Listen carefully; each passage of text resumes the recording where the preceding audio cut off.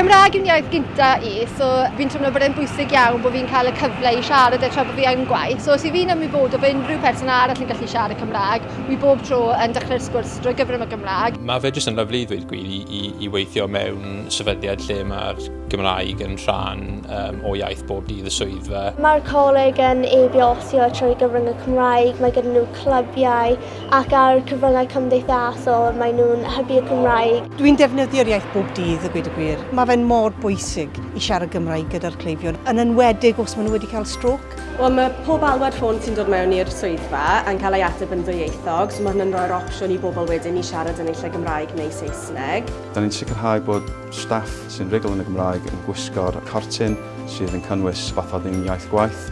Pam dwi'n gweld gweithiwr yn gwisgo'r bathodyn Cymraeg, mae'n gwneud i fi teimlo fel mod i'n gallu mynd i gofyn iddyn nhw cwestiwn yn Gymraeg. A mae'n neis i jyst gweld bod pobl yn gallu siarad Cymraeg o gwmpas ti. Felly unwaith i ni wedi derbyn yr cais sydd yn gweud falle bod plentyn yn Gymraeg cyntaf, byddwn ni wastad yn trial rhoi therapydd Cymraeg i teulu Cymraeg. Da ni pob dydd yn annog dysgwyr sy'n dod yma i'r llyfrgell i defnyddio'r iaith Gymraeg, achos bod staff yma yn y llyfrgell mor hapus i siarad yr iaith ac yn annog pobl i wneud hynny. Da ni'n derbyn cyn gymaint o bethau gan y brifysgol drwy'r gyfer yn Gymraeg, mae bob dim wastad yn ddwyieithog. Dyw e ddim yn anodd i defnyddio Gymraeg bob dydd. Bydd y hyder yn dod os chi'n defnyddio'r iaith. Mae gen i hawl.